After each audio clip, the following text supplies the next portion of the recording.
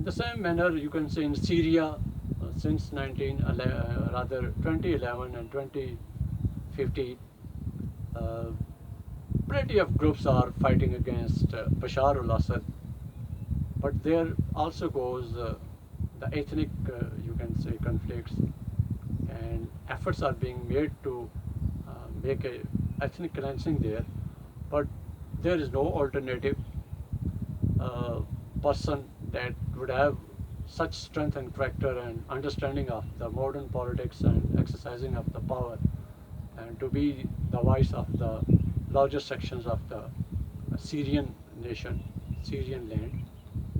That's why they are under suppression.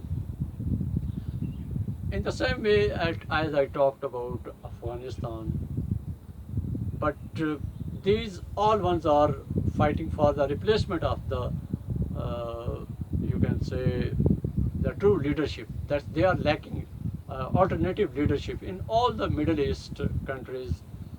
About whatever you are to talk on, everyone is in the fight of uh, and the crisis of vision and the leadership. As the previous leaders have been the kings and the tribal, you can say, chiefs that started ruling on the Middle East countries, though they are rich ones and though they have been enriching the public, but inside public have been getting demolition because they could not get the modern education in such a way that would have a beautiful blend of theory and practice, vision and practice, vision and ideology and leadership would have been crafted on the international standards of living and exercising of the power. They would have studied the international relations, and the leadership would have been coming from the public, and there should have been exercising of and the ways of ruling would have been shifted into the public. There would have been practiced elections, and democratic process would have been given. If there is no Islam in true picture in any state, then must be there the right of democracy to be ruled there, so that people could come to know the ways of the world and ways of the representation. Slowly and gradually they could come to true democracy and the true spirit of the rulership. But as far as the present state of the political divisioning is concerned, the rulers are in the secularist approach, and at the, you can say, public level, people are appearing to be, are merging out to be the ideologist ones. So the biggest clash, the biggest match is gonna start for last 20 years in the Middle East, that the public is rising and the collective conscious is under exercise to overtake the secularist and liberalist Muslims, elites and rulers present in the Middle East countries.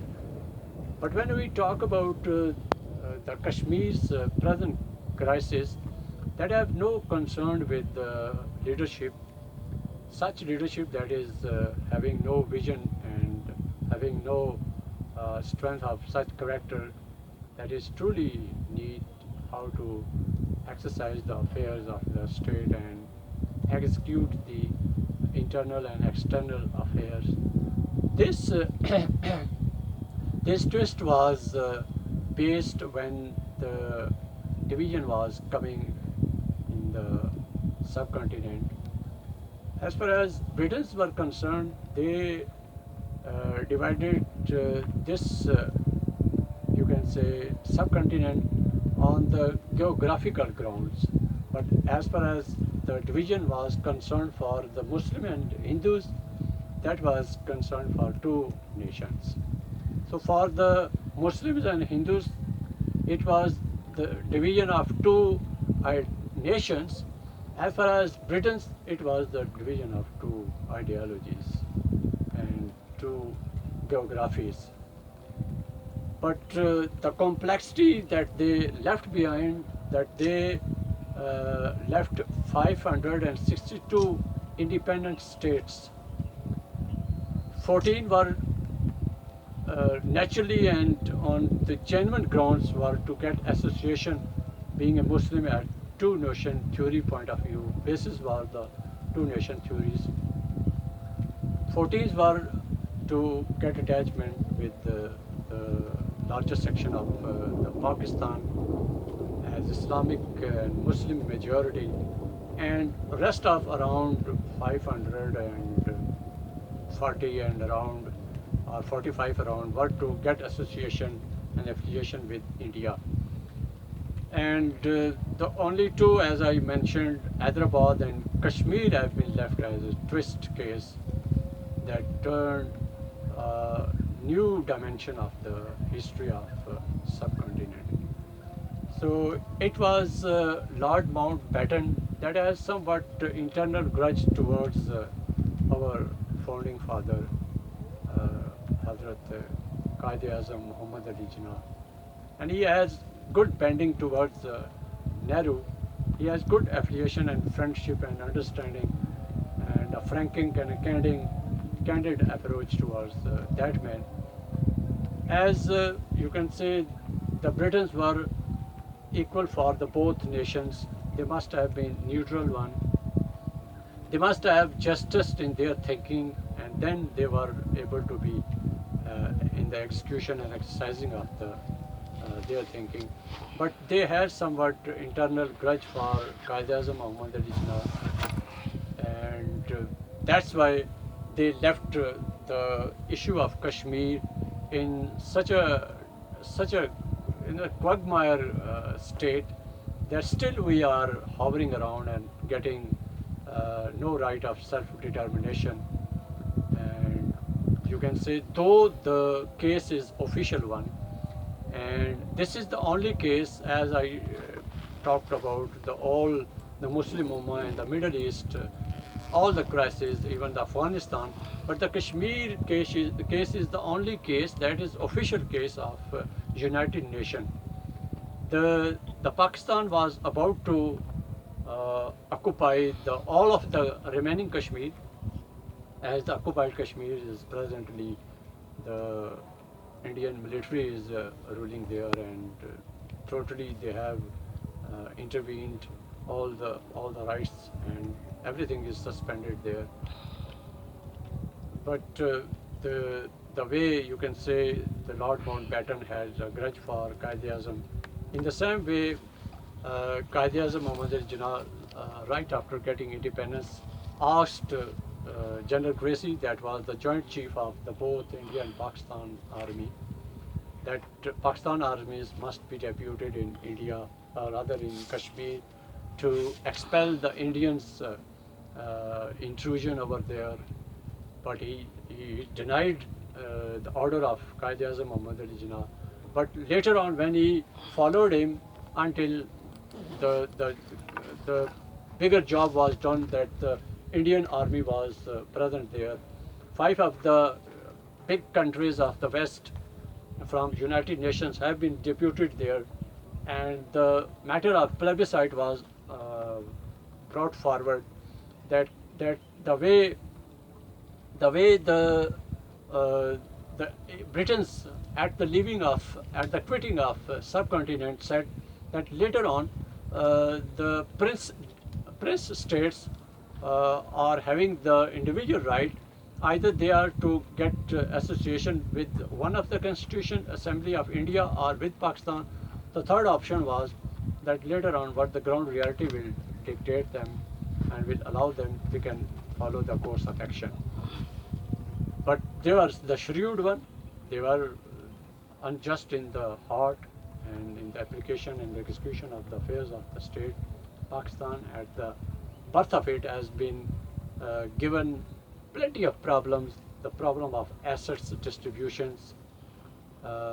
They distributed, but they have not been let forward and let to reach to the areas of majority areas of Pakistan, because the biggest pressure of the refugees and the populations that were being Muslim transferred to the Pakistan and even the frail body and the weakest person appearing to be.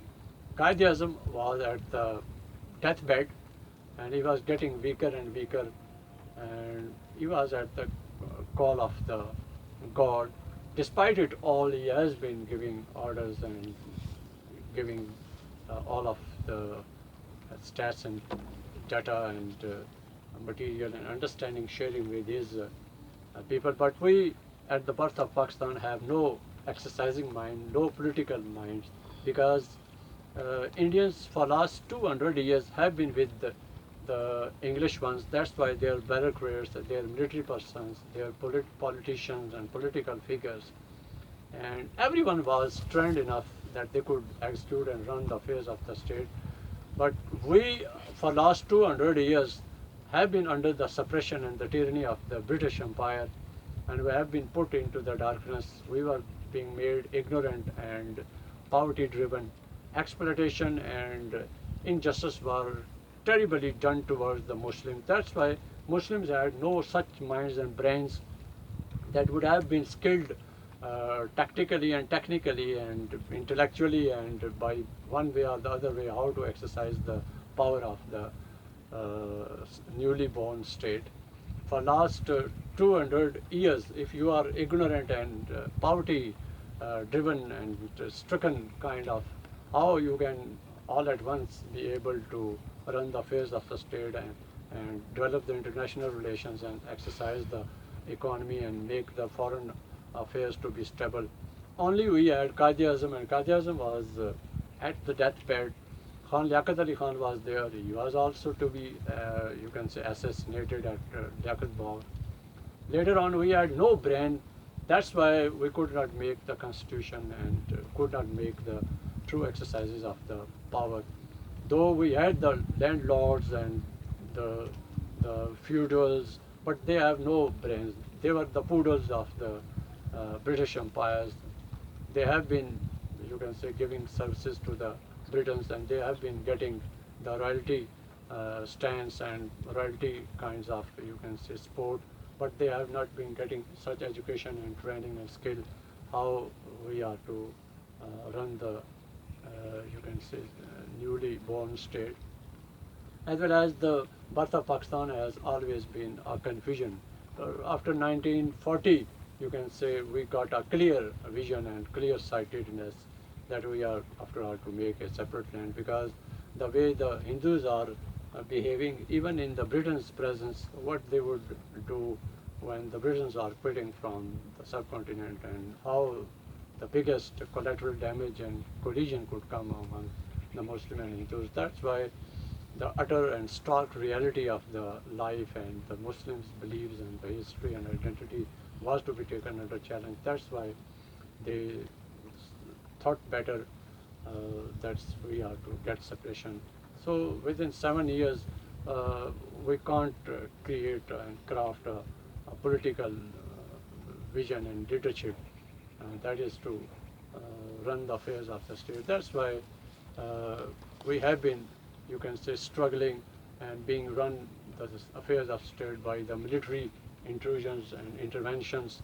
If military intervention would have not been there, we might have no political brains that would have run the affairs of the states.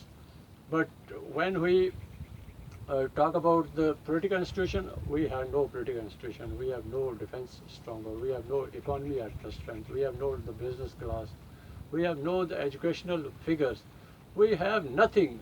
We were at the trust stage and state, wherefrom we were to just lead the nation. If we would have not been the Muslims, might we would have been dispirited and would have got association with the Indians once again. It was a Muslim identity and Muslim, you can say, pride that we enjoyed over the years and over the centuries that might composed and kept us inside high-spirited and morale and believe in Almighty Allah. That's the driving, you can say, force of the world. Rest of all things were not there the way the modern states are to be run and the exercises of the powers to come. So Once again, back to the Kashmir issue. That Kashmir issue is the only issue throughout the Muslim Ummah, as the way I talked about the Middle East and Bosnia and Chechnya and Afghanistan. All ones were somewhat the separate, that the foreign invasions were there and they were to battle it up. But when we talk about Kashmir, it was legally twist left by the Britons, that either because the Kashmir was just like rest of 562 other independent princely states that have ever never been disturbed inside when the Britons were there, that internal exercising of their authorities were there and funding and such things were there. But when the separation came and the World War over, where the main force was given from the subcontinent people, and after winning this World War, they were quitting because they were terribly destroyed and demolished at the level of economy, and they were unable to, you can say, exercise their colonialism on the rest of the world. From the Britons, the power of attorney and the world power was being transferred to America after the World War One. As after the World War One, Britain and France came into power, and they tried to control the rest of the, you can say, countries. But Japan, they could not control Japan, Germany, and Italy. That's why they become a cause to Second World War. But when Second World War came, it was clash of socialism and capitalism. So one of the belt of socialism was also exercising power in it. But when Second World War ended, Britain's power of colonialization shifted into Americans. And once again, the way after First World War One, France and England came to power as two big powers. In the same way, after World War II, Russia and America came into supremacy. Socialism and capitalism started fighting, you can say, each other, and new powers merged out. And in this way, they could not attend any of the issue coming from the Muslim Ummah, because Muslims were all the time, though they have been, once they also went for the colonization of Islam in the era of Hazrat Umar Farooq. But later on, after first 40 years of Islamic Caliphate, we ever never got such strength and power that we have exercised in such way that we are given them a state of surrendering before us. That's why it was a history-driven kind of grudge and, you can say, a flash that made the theory of nations that West become one belt and East become another belt, and East and West become cut mixed wherever the vested interests were there. That still carried on, but the Muslims have been all the time different to the rest of the world in exercising their vision and leadership and ideology. So when we come at the present state, Kashmiris are giving lives for last 70 years. For what? For Islam, for Pakistan, for the land they have been getting birth and living, and they have true attachment to it. And they are fighting the war of survival. First is their own existence is at the stake. Their land is at the stake. After the lifting of the Acts of 370 and 35A, and they are annexing it with India, and the special rights of occupied Kashmir living beings are being ended, and now the new, you can say, colonization from Hindus elite or Hindus clan is about to be made. That's why it's the high time Pakistan, for the Muslim Ummah as well as you could say Muslim Ummah in a larger section, is fighting the war of survival in the Middle East against the great pressure and power that is coming from the Israel. Behind the Middle East, you can say crisis, Greater Israel dream is being exercised. God protect the Middle East, and they come to realization and get unity to fight against the survival of the Muslim Ummah. But as far as the Kashmir is concerned, they are at the highest persecution, highest pressure. They are being bulldozed, not for that they are not at the war with the Indians, that they are not being given the material sources and material facilities. Materially, they are facilitated, and they have, you can say, all the education, all the you can say jobs. They are by standard more better than the Pakistanis. But as far as the matter of vision and belief is concerned, that is terribly under pattern charge. And it's high time for Pakistan to stand for them and to support them, because they not only fought for themselves, they also fought for Islam, they fought for Pakistan, and this is the right time that if we would not give strength and support to them, they would be somewhat unable. That might their size and their breasts go broken, and they become unable and left isolated in the world of the Islamic Ummah. So their war is not their war, it's our war. It's the war of Pakistan. It's the war of belief. It's the war of La ilaha illallah. That is we claim for, and why not we stand for? It's time of theory transform into practice, and the practice is that we are to speed up the diplomatic relations. We are to exercise at the two level and to mount pressure on the Indian communities, and they are to let realize that they are not single, they are not alone.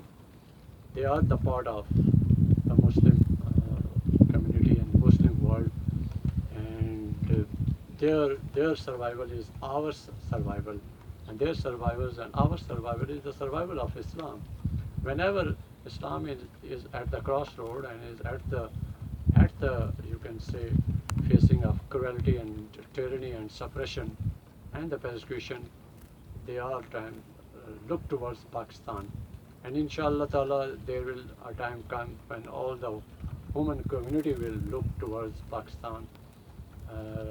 Enormous, you can say, things are going to rise from Pakistan, because Pakistan, the way Imran Khan, you can say, talked at the international community with such a bravery and such a stance and such a royal approach,